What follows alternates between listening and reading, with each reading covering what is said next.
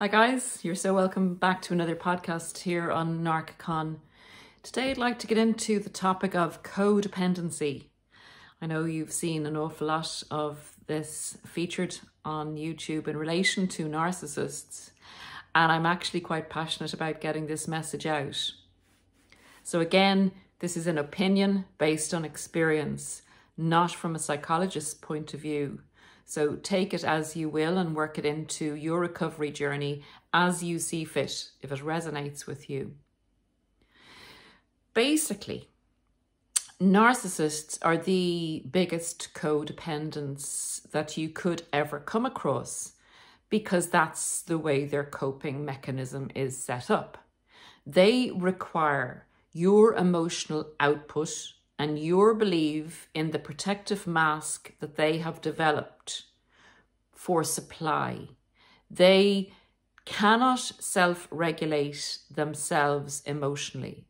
So they need, in fact, their codependency is to such an extent that they are not a standalone human being who can reflect, who has self-awareness. In general, there are some of them that are extremely intelligent and have worked around their narcissism to become self-aware. But in general, they are not self-aware. They don't introspect.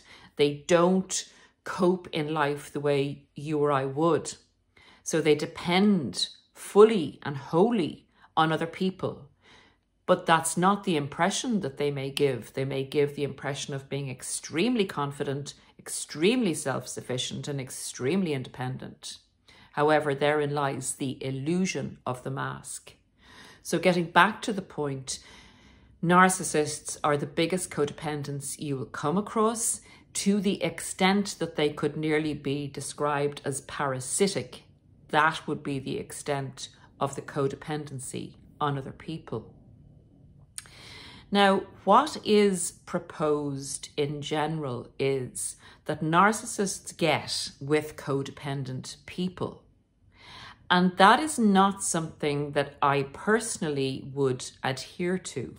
And let me explain, and if it resonates with you, it may assist you on your recovery journey. Or as I would say, it's a discovery first and then a recovery journey. So we've got discovery before recovery. People, and when I say people, I mean the general public, but also psychologists and even some psychiatrists, because in coaching, psychologists and psychiatrists and doctors and other people have come looking for more knowledge on narcissism because it's a concept that's not fully integrated in therapeutical healing programs in general. So not understanding this concept of the codependent and the narcissist and really putting it in its place is hugely damaging on a person's recovery journey. So again, let me get to the crux of the matter. Narcissists will hone in on a vulnerability or any and all vulnerabilities on their target, their victim. So particularly in the intimate setting, when they want a romantic union, relationship, transactionship with a person, because that is the way they roll. They need to have control over their target in order to be able to feed off the emotional reaction and the output from their target, be it attention, adulation, residual benefits, status, whatever they're after, maybe the whole package if you have the whole package. So narcissists need to feed off you, their target. So looking for a person's vulnerabilities is like the narcissist's radar, their sonar radar for incoming enemies or survival. That is how much they hone in on a person and their vulnerabilities. They are the total codependents on the planet. Now, I believe every single person on this planet has had some sort of issue growing up, some unresolved mini trauma, major trauma, some unresolved question about themselves, some unresolved opinions from others that don't compute with them. Without labouring the point, I believe that narcissists will go for anybody, regardless of the fact that they may have a huge trauma or don't have a trauma or seem really healthy. And they will, with X-ray vision, pinpoint where they need to hone in on the person's wound, open it up, make it as big as possible, and make the person as vulnerable as possible to the narcissist. Now, getting away from the fact that some do it consciously, some do it unconsciously, that's what they're driven towards, because they know that in doing that and finding the person's weakness and building the person up and getting them hooked on the dopamine drug that the narcissist will give out, the validation and the praise initially in the love bomb stage, they know that once that vulnerability is there, they will be able to keep the person for quite a considerable amount of time by grooming them and hitting on the wound, and the person not being able to escape the situation because the narcissist is pressing on the wound. That may be that you don't feel good enough, or that you need to prove yourself, or whatever issue there was or that you had. And everybody, again, does have something. That does not make you a codependent. It makes you a normal human being that the narcissist is able to target for supply with a sonar radar on where the vulnerability is, to have the most amount of control over you and to get the most amount of input from you. Being narcissistic supply. I hope that makes sense. So, the narcissist, taking this to the next stage, will groom their target to perform for them and will have your inner critic working overtime, because they know how to press your buttons, trigger you, and trigger you for the most amount of service to them from you, with this ability to devalue a person and to push the person and to do a push-pull and all the manipulations that they will use to get the most out of their romantic interest, partner, wife, husband, whatever relationship that they would have involved you in.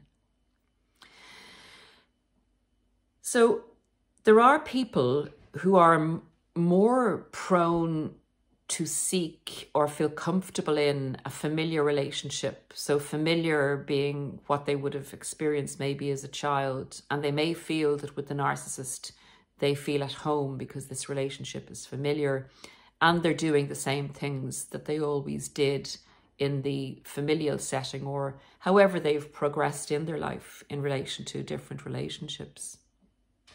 They may be more codependent without being self-aware.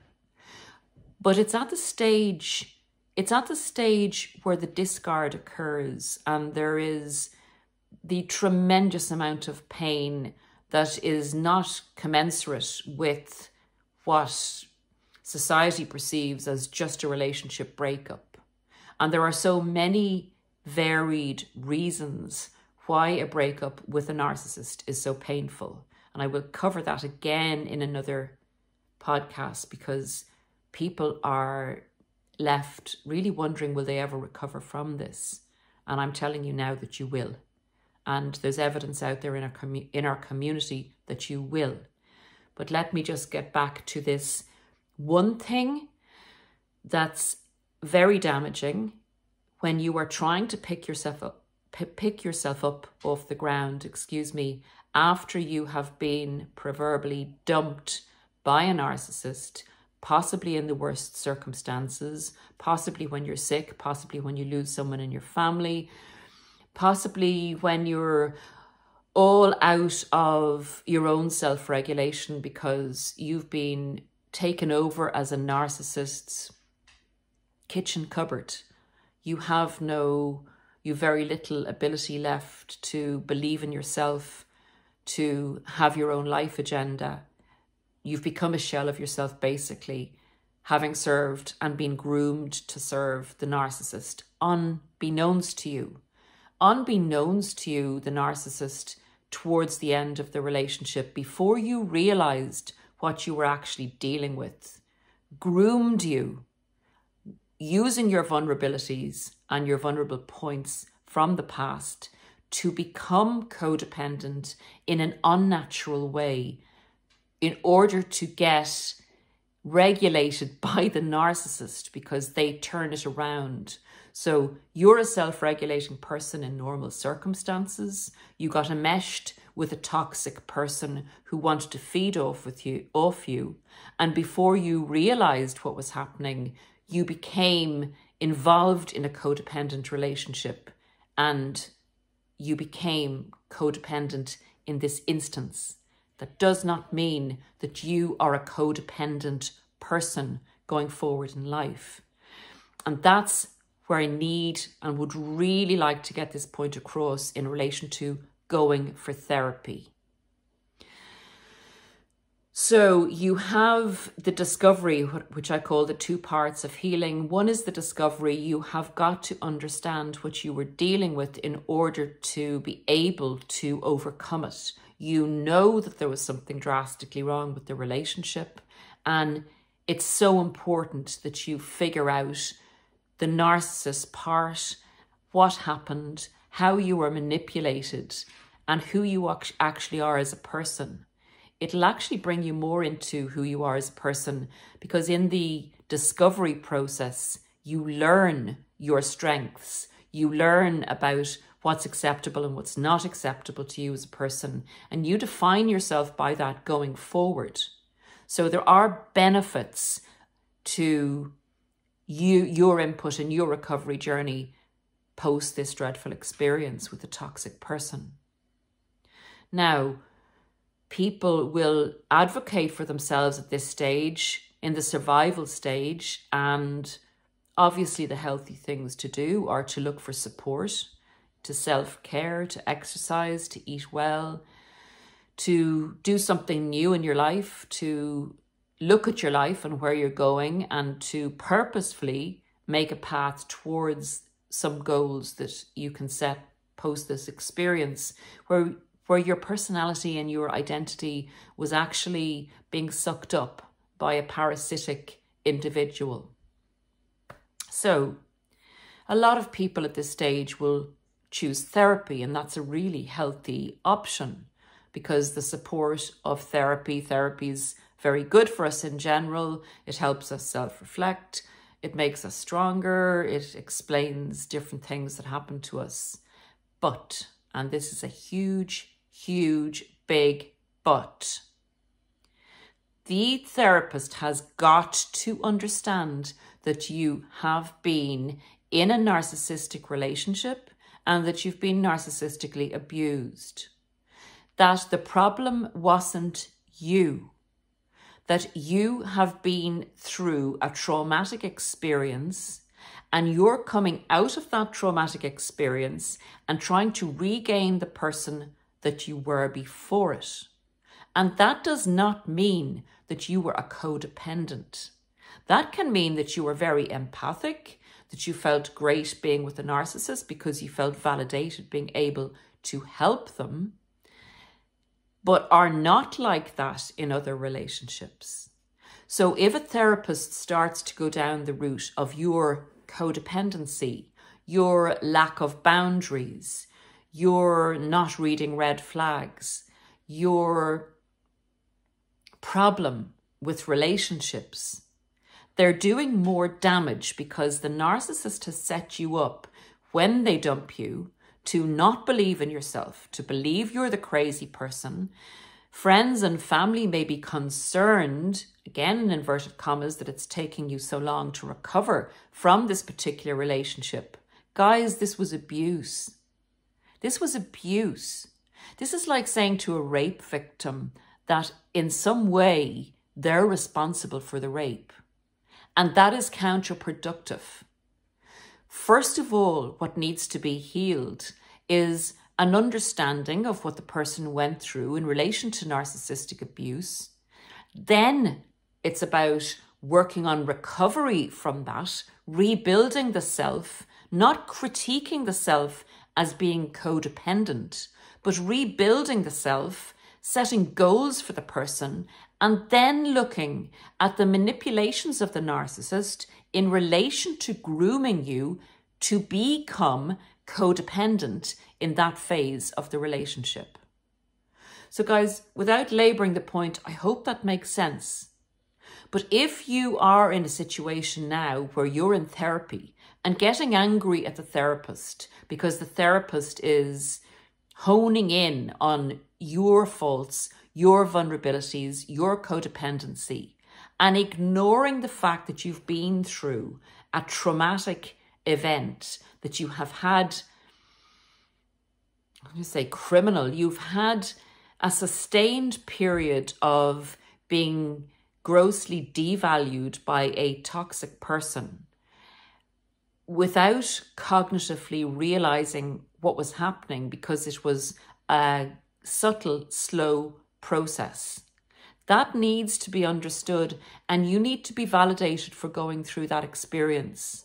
And great then, therapy is fantastic. Work on yourself, work on all the things that make us into a more healthy person, and everybody could benefit from therapy. Just remember that that is extremely important, that it's actually without acknowledging what's happened to you, without bringing you through the trauma and the post-traumatic stress that you're suffering, a therapist is actually re-abusing you by actually making you feel that the relationship failing was somehow your fault and that, you know, it was because of your codependency. And that's just my opinion, guys, but through experience, through coaching, through understanding the narcissistic dynamic and the narcissistic experience, I really want to speak out about this. It's on my spirit, it's on my soul, it's a message that's coming through strong, and I hope that this would benefit you guys on your recovery, and just to keep aware of that. And you have a right to say to a therapist, you know, you have a right to ask, do they understand narcissistic abuse? Do they understand complex post-traumatic stress syndrome? Can they help you through that before you start working on yourself as such? Can they help you understanding what you've been through and putting the focus on the situation in a more balanced way? God bless everyone. I will see you again soon. Take care of yourselves. Work hard in your recovery. It is so worth it in the end, and you will get there. This is a recoverable experience, and this is one of the greatest things you'll ever do in your life, is recovering from this experience, because your life going forward will actually be so much better.